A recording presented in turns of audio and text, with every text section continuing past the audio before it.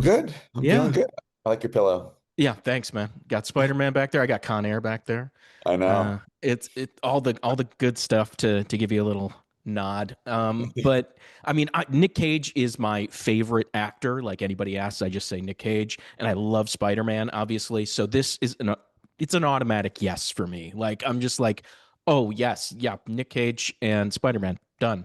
Yeah, Just like it was amazing. in the Spider-Verse. But it seems like fans are really embracing this first season. So job well done, I guess. Thank you. I guess exactly. It's like Yeah, you never I guess we did know. it right. Yeah.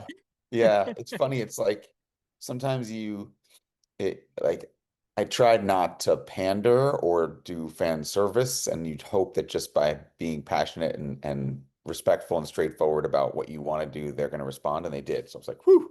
Yeah, and they did. And I didn't know that had uh, random things like drunken Nick Cage and a Spider-Man mask on my 2026 bingo card. But thank you for giving it to us regardless. It's fantastic.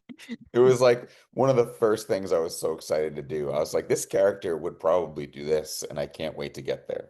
Oh my God. So that was something that was one of those images you had in your head early on. You're like, we got to do it. Yeah, gotta do it. Yeah. Well, let's jump back to the beginning a little bit because I'm curious about the origins of this show.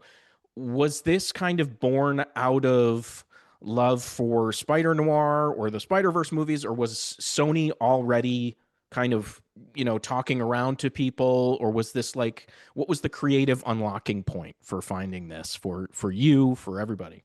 I mean, for everybody, I think it starts with the Spider-Verse and the Yeah. success of those movies.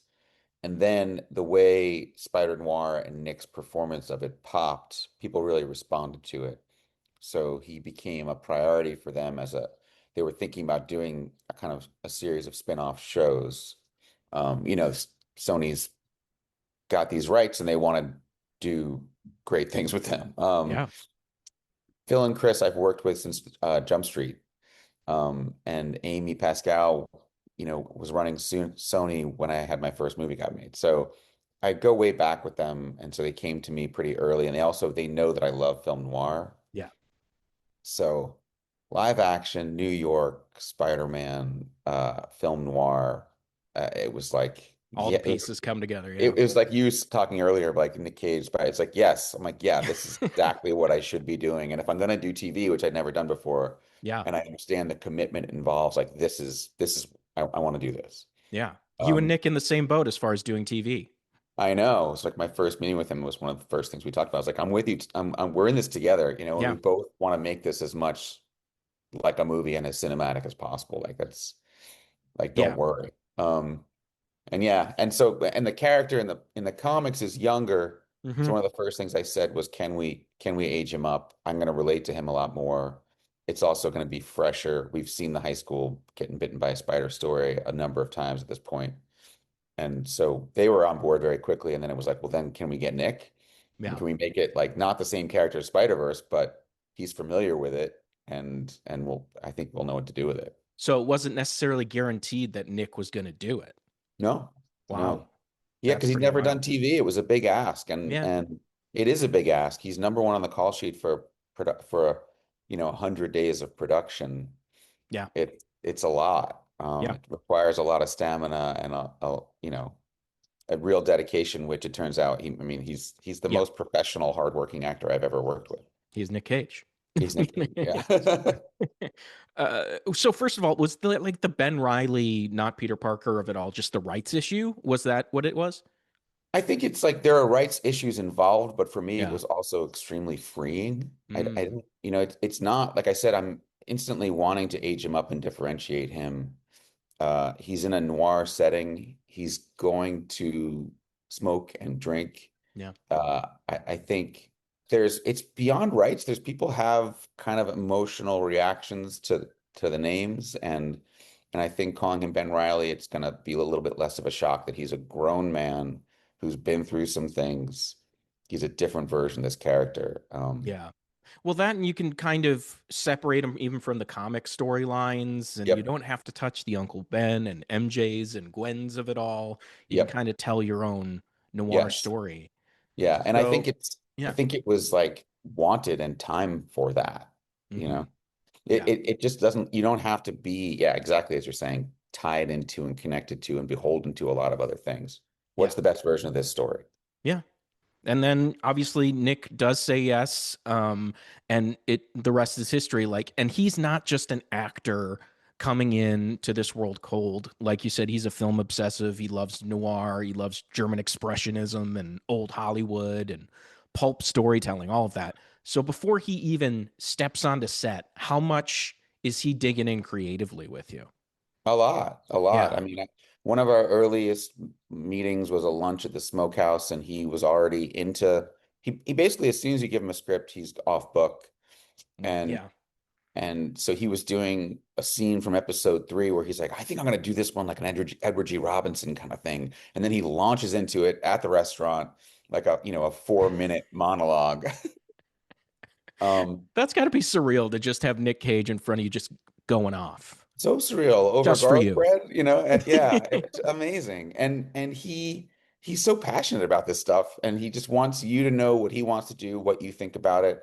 He wants input from me, and I want input from him. Like the character I wrote and the character that's in the show are two different things, and it's because you're Mm, working with a legend like Nick who brings ideas to the table, and I'm so glad. Like yeah. he pushed me in directions that I wouldn't have gone otherwise, and it's like, thank God. I loved like him incorporating the Bogart of it all and why he's impersonating Bogart. Like Yeah. there's a character reason to that. Yes. Yes. And like, I mean, stuff like that could become like, oh, this is a noir parody real quick. Right. But what are the decision points where you're like, is this tipping over the line? Is this not tipping over the line? For me, it's being on set at all Yeah. times. It's minding every script. It's working with Nick and the other actors, and you feel it. I think you feel it as much as you can while you're watching every take, and you say like, this might be veering too much into parody. This might be too subtle. You're minding it the whole time, and then because it has a character-based motivation, I think it allows you to do a lot. Hmm. Once you get there, you're like, oh, he's not just goofing around. It's motivated, Yeah. Yeah. Yeah. He's sitting in those movies for a reason. Yeah. And, you know, And you I can love that. tell the way we do it, like it's not the first time he's seen these things. He's No. watching them over and over again and internalizing the whole thing. Yeah. And then there's one of the lines that we watch him watch, he actually says to Robbie later in the show, Yeah, word yeah, for word. Yeah. yeah, exactly. So when like you're making a noir show, the decision at some point comes down that it's going to be both black and white and color. How much of a oh, shit is that, and how much goes into making it? With the lighting, the blood, the smoke, the shadows. How do you do both at the same time? I mean, there's never been a bigger moment. I think in my career and possibly in TV, it's not been done before for a reason. It's a challenge. We made the decision early enough in prep that we knew that we could do it. We just knew it was going to be a real burden on all the department heads and all of us because you can't you can't do it. I mean, I guess you could theoretically do it after the fact, but none of us, Yeah. no one involved in the project would have been happy with that result. Hmm. So we went into it knowing we wanted a black and white that was, you know, uh, true to the aesthetic of film noir, and as you said, German expressionism and hard lighting. But we wanted a color version that was equally unique and bespoke and hopefully jaw-dropping, and certainly not like any other color show that you're gonna happen upon. Yeah. And like with Nick's character stuff with the spider, we wanted to have a reason that's based in what we're doing. So we looked to old color photography and how that worked in early film. We looked at Peter Jackson's documentary, World War One documentary, where he hand painted and colorized every piece of film, and just tried to find a unique palette and style Yeah. that would make sense. And basically, technically, we ended up giving every department head their own camera with their own LUTs, like the lookup tables to tell the information, like how it was going to be processed. And they would shoot every piece of clothing, every paint chip, the color of the whiskey. You had to 5 different tests because Yeah. one would look like vodka in black and white, or would look Hmm. like, you know, would look clear and look wrong in color. And you had to find the right balance for everything and get it within striking distance that then in color correction, you could, with 6 months of painstaking effort, you could get both to work.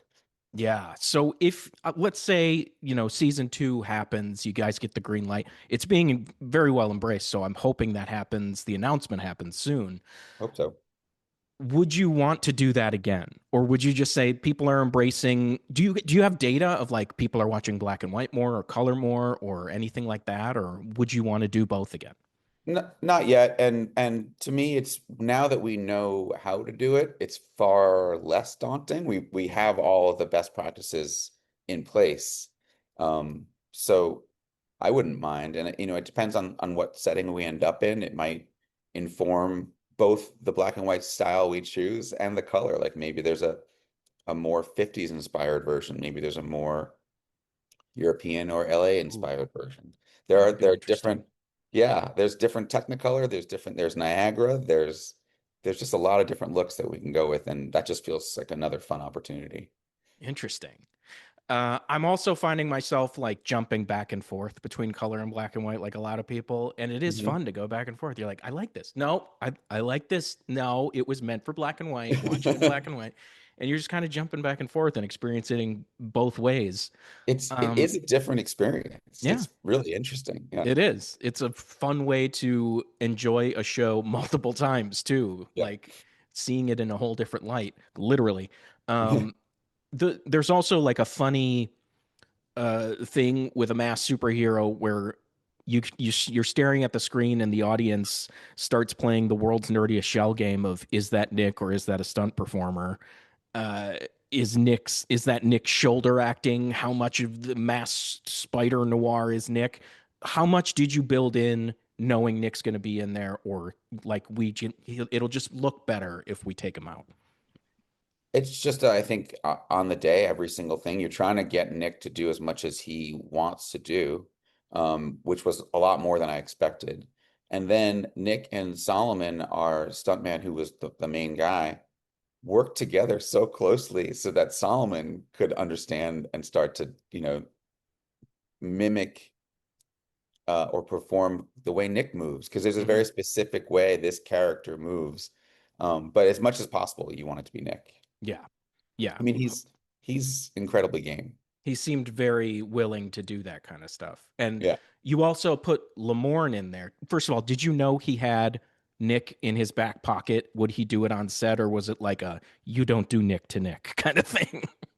He would not do Nick to Nick, but I did know that he Lamorne and his best friend are also Nick obsessives.